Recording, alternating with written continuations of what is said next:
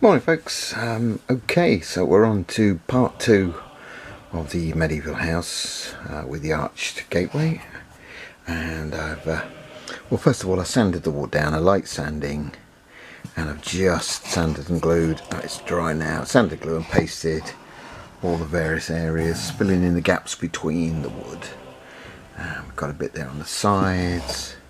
I'll just spin it around, and we've got the chimney tops done there with that kind of irregular pattern just to represent where it's breaking off. Yeah, so there we go. Right, next is an undercoat, and I'll do my my off yellowy or yellowy gold undercoat. That's what I'm going to do everywhere. Get that sorted. Right, I'll go get on. Right, well, as you can see, what I've done there is the basic sand undercoat, and then I'll just go in a bit closer. I've put it's a pinky watch or a peachy wash, one or the other. May look odd, but this works. Looking a bit bright under the camera lights, but yeah, it's a peachy coloured.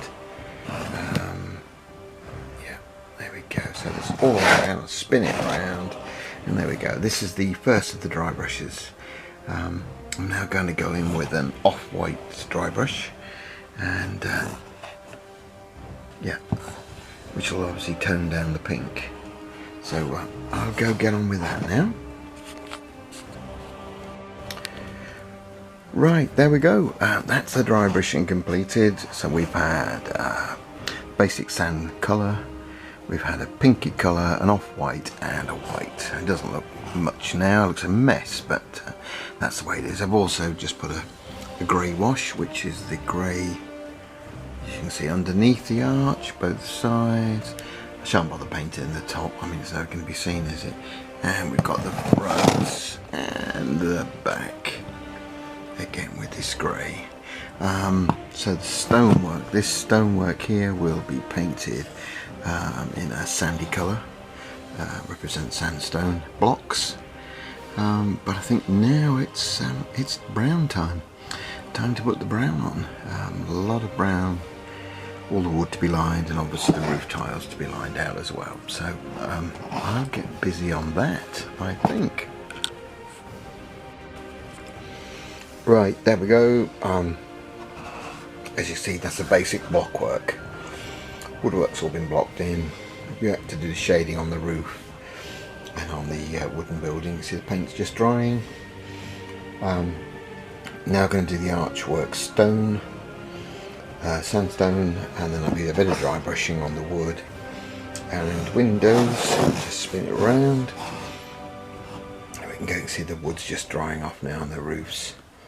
Yeah, it's turned out okay. A bit of dry brushing to do, but we're soon going to be there. Right, I'll crack on. Right, there we go.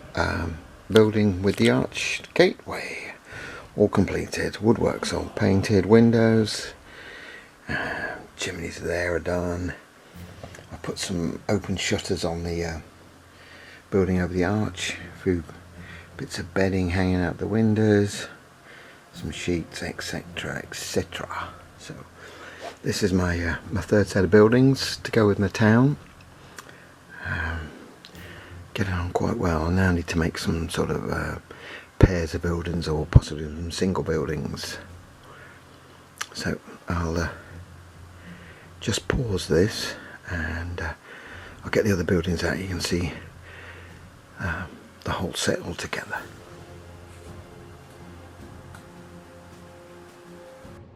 Yep, so there we go. That's where we're at so far. Just pull back a bit. It's getting hard to get them in. I'll move this one out of the way.